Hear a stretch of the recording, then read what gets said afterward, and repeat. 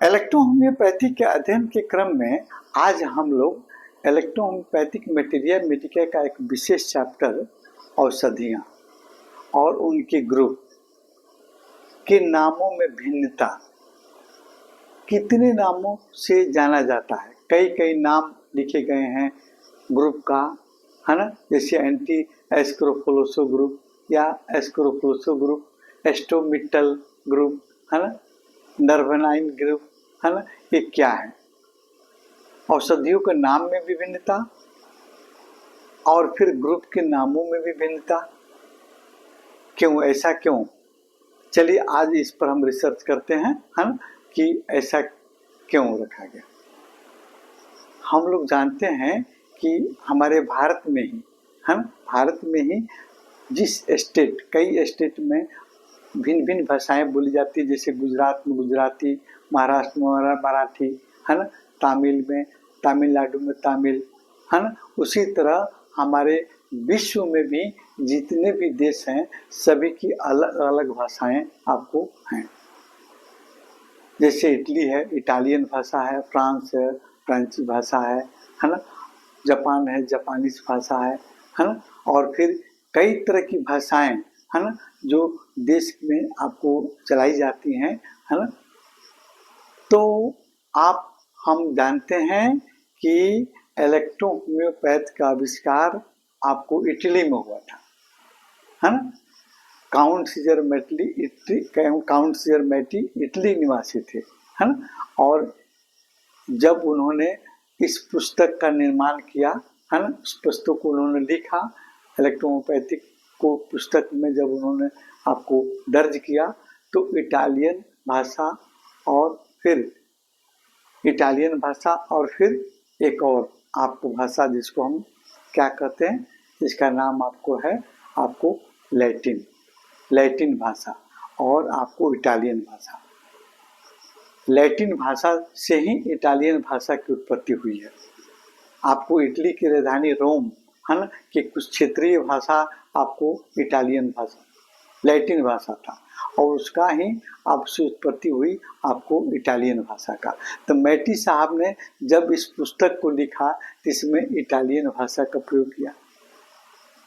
जैसे जैसे आपको इलेक्ट्रोहोम्योपैथी का प्रचार प्रसार होने लगा, कई देशों में जब इसकी पुस्तकें गई, हाँ, तो वहाँ जैसे आपको इटली, जर्मनी, फ्रांस, है ना, जापान, श्रीलंका, और फिर आपको भारत, बांग्लादेश, पाकिस्तान, है ना, इन सभी जगहों पर जब ये पुस्तकें आपको पहुंची वहाँ पर, तो वहाँ आपको इटालियन भाषा के ज्ञाता नहीं थे। तो उस इटालियन भाषा के बुक्स को विभिन्न देशों में विभिन्न लैंग्वेज में ट्रांसलेट किया गया। जैसे आपको जब इटालियन भाषा को इंग्लैंड में आपको इंग्लिश में ट्रांसलेट किया गया, और फिर आपको जर्मनी में गया तो जर्मन भाषा में ट्रांसलेट किया गया, है ना। इंडिया में आपको हिंदी में आपको ट्रांसलेट किया गया, है ना। तो जब जब जिस देश में आपको ये पुस्तक गई इलेक्ट्रोहोम्योपैथ, तो वहाँ औषधियों का नाम और फिर ग्रुप का नाम में आपको जब ट्रांसलेट किया गया इटालियन भाषा से, तो वहाँ उस देश के आपको वैज्ञानिकों द्वारा या लेखकों द्वारा जब ये ट्रांसलेट किया गया तो भाषा में थोड़ा सा परिवर्तन हुआ, आपको वर्ड्स में थोड़ा सा परिवर्तन हुआ, लेकिन अगर हम सही विश्लेषण करते हैं तो इन सभी का अर्थ एक ही निकलता है ना। सभी औषधियों का आपको माने एक निकलता है।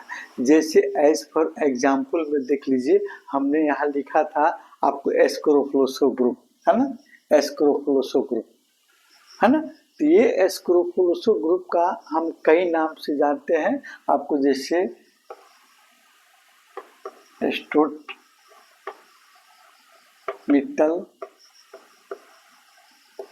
एंटी एस्क्रोफोलोसो, है ना। देखिए आपने देखे एस्क्रोफोलोसो ग्रुप, एस्टोमिटल, एंटी एस्क्रोफोलोसो, उसी तरह आपको कैंसरेसो ग्रुप में, जब कैंसरेसो ग्रुप की औषधियों को जब ये आपको दूसरे देश में गया, जहां भी गया, तो जैसे मानते हैं जेबे मित्तल, जेबे मित्तल एक शब्द आता है, या आपको एस्टोमिटल, है ना, ये जर्मन शब्द है। एस्टोमिटल ये जर्मन शब्द है ना। जर्मनी में जब इसका आपको रूपांतरण किया गया, ट्रांसलेट किया, तो जर्मन शब्द में एस्टोमिटल का मतलब होता है आपको एस्टोट, है ना, एक एस्टोट, एस्टोट, है ना आपको, और फिर मित्तल, मित्तल, है ना, एस्टोट मित्तल, है ना। तो एस्टोट मित्तल ये एक जर्मन शब्द है जिसका अर्थ होता है सहारा देने वाला, है ना, सपोर्ट करने वाली औषधि, है ना, और यानी हमारे इम्यून सिस्टम को सपोर्ट करने वाली औषधि, है ना। तो हमारे कहने का मतलब एस्क्रोफलोसो ग्रुप में देखा, उसी तरह आप अगर देख लीजिए कैंसरेसो ग्रुप को देते, यहाँ लिखा, इसका नाम लिख दिएगा जेबे मित्तल, जेबे मित्तल, है ना। तो जेबे मित्तल क्या है ना, ये आपको, ये भी आपको एक इटालियन शब्द है, जेबे, जेबेबी, है ना, जेबे मीन्स आपको यहाँ हम लिख देते हैं